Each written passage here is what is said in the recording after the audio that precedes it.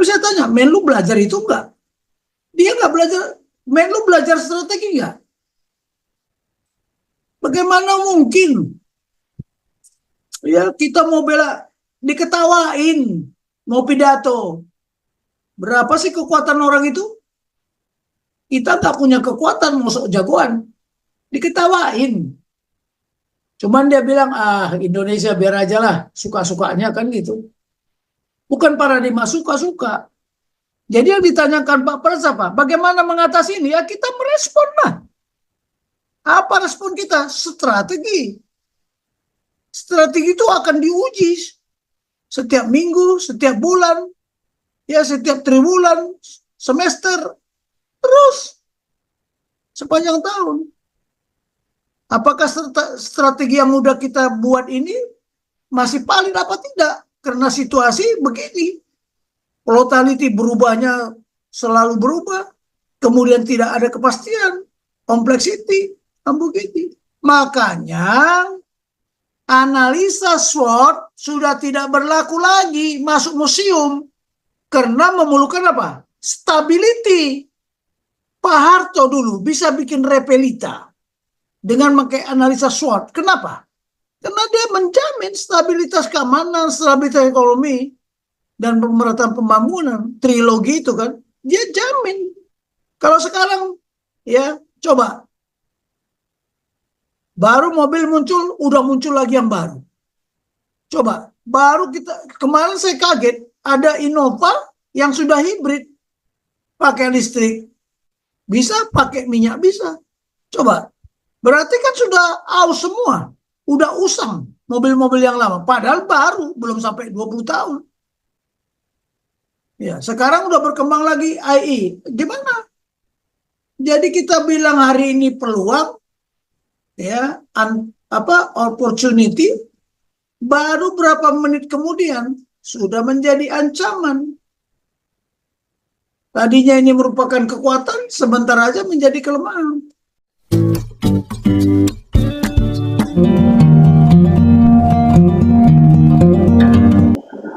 Halo Pak Pran. Ya, oke. Selamat malam Pak Jenderal. Terima kasih Pak Andi. Saya sedikit membahas masalah situasi ini, Pak. Kan di zaman sekarang ini kan ada, kita kenal istilah volatility, uncertainty, complexity, ambiguity, yang disingkat VUCA. Ya. Strategi apa yang akan kita gunakan untuk menghadapi VUCA ini, Pak? Strategi apa yang kita akan gunakan? Oke, bentar ya. Ini kan? Bisa lihat ya? Ya, kelihatan Pak.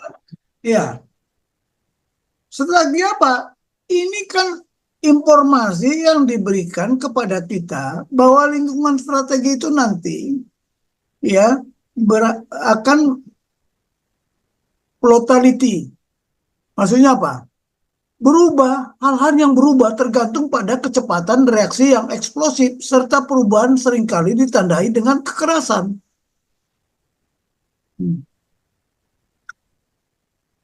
Ini adalah memberikan informasi kepada kita bahwa ada nanti hal-hal yang berubah tergantung kepada kecepatan dan reaksi yang eksplosif serta perubahan seringkali ditandai dengan kekerasan.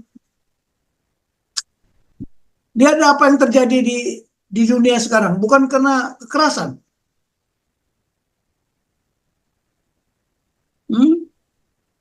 Kemudian kita udah bilang kita di era yang tidak pasti. Yang pasti itu adalah perubahan.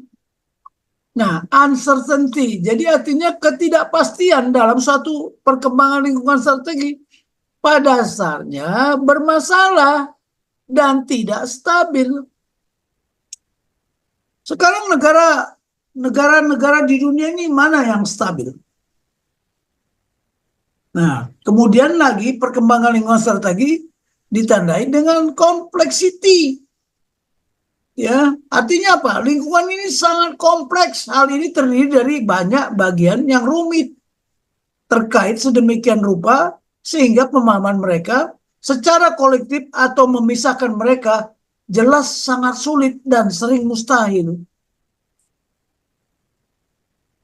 Inilah complexity, multidimensi, multikompleks semuanya. Jadi ancaman itu akan terjadi seperti ini. Kemudian ambiguity. Ya, perkembangan lingkungan strategi juga ditandai dengan ambiguitas kemenduaan. Nah, buktinya apa? Indonesia saja sudah mendua. Mendua dari apa? Dari politik luar negerinya. Dia tidak firm. Loh, itu amanat konstitusi, amanat yang sudah diturunkan oleh para founding fathers.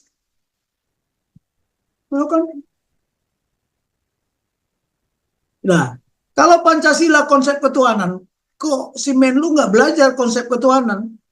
Kami di Taruna diajarkan bagaimana agama Islam, Hindu, Buddha, Kristen, Katolik.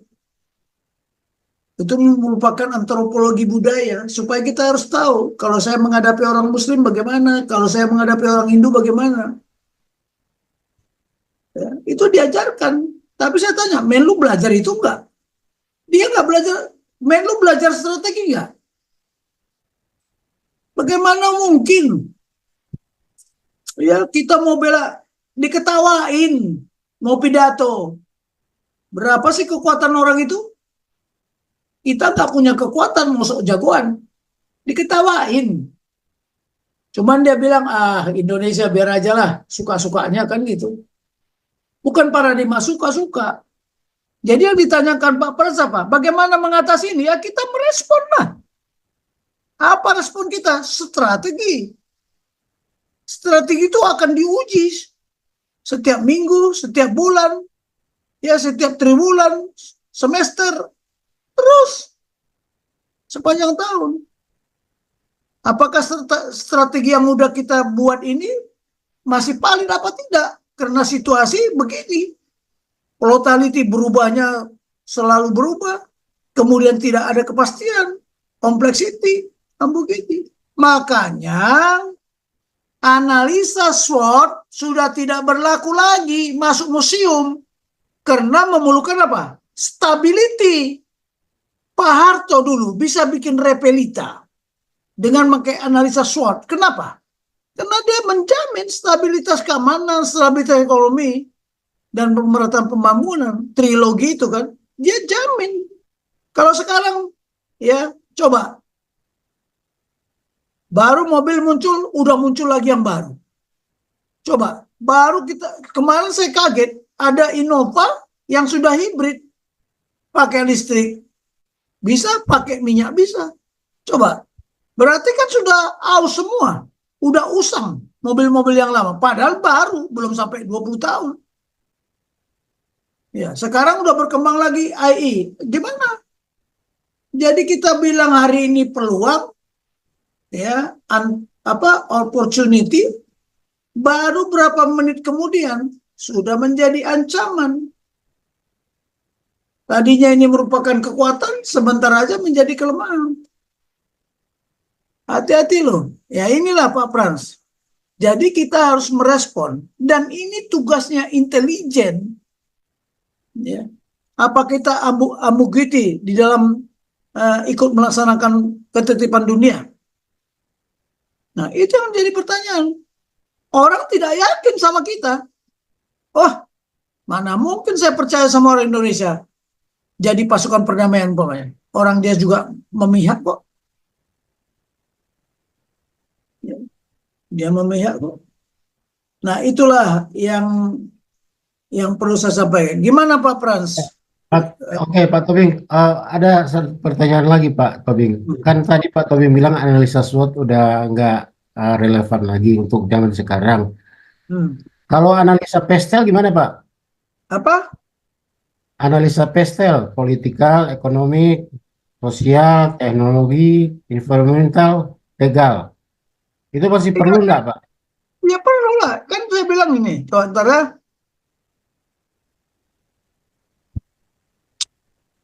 Udah saya siapkan semua di sini. Ya.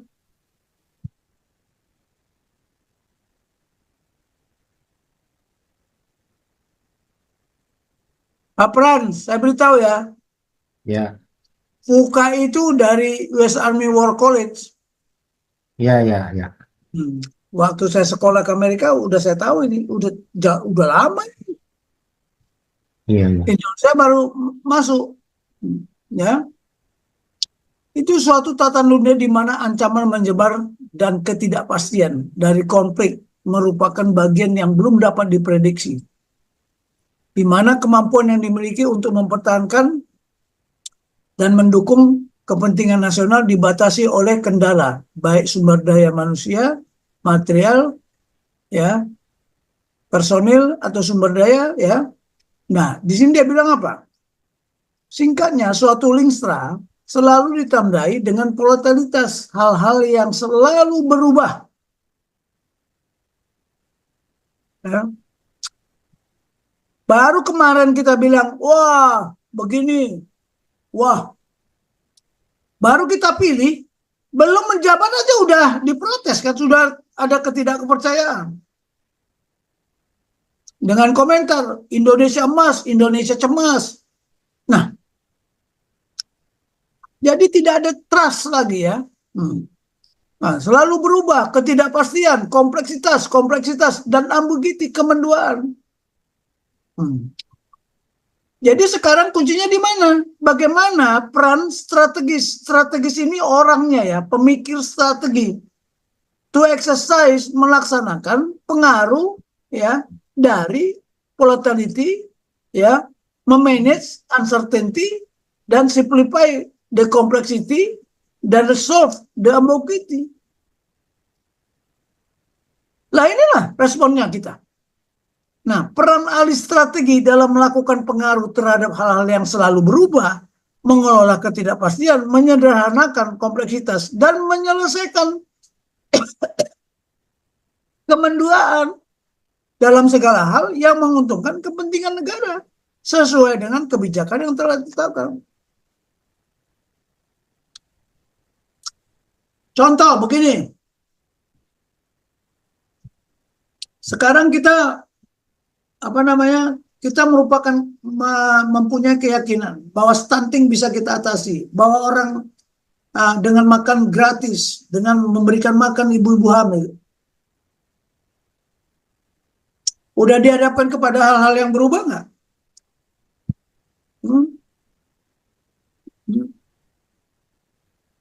Kesulitan pangan, ternyata alam tidak mendukung. Sudah dipersiapkan nggak? Kita sudah terlambat. Ya, tapi tidak ada istilah terlambat. Sekarang juga kita coba. Makanya mudah-mudahan kuat aja lah Pak Prabowo. Karena dia akan menerima beban yang cukup banyak, residu dari pemerintahan Pak Jokowi.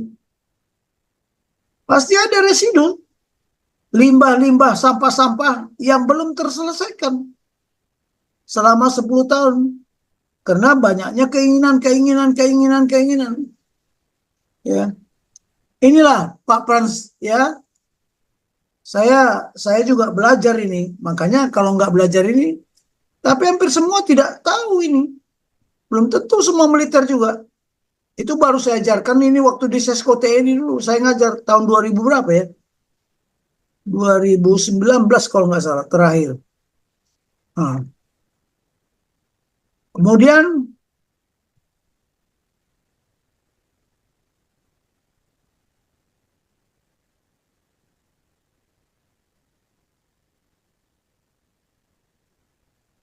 tadi apa Pak Frans? Pak Frans? Ya, tadi kan SWOT kan udah nggak update, Pak. Jadi pertanyaannya, apakah analisa PESTEL bagaimana, Pak?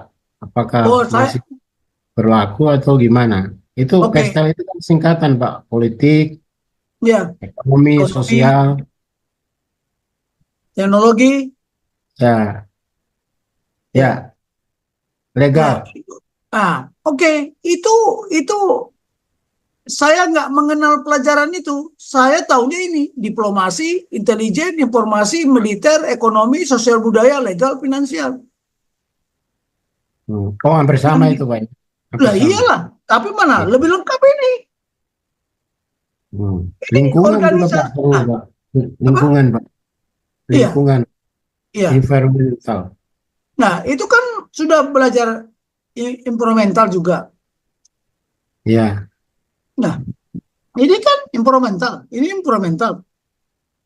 oh iya iya iya. Oke Pak. Itu nah, itu ilmu dari mana saya nggak tahu. Tapi kalau saya berpegang kepada konstitusi. Nah, ini Analisa pestel namanya Pak, istilahnya. adalah saya pernah dengar, tapi saya tidak mendalami karena saya lebih mendalami ini yang tadi saya sampaikan itu. Iya ya Pak. Oke Pak. Ada yang Ya. ini, Ibu Ellen udah ngancung ini. Silakan.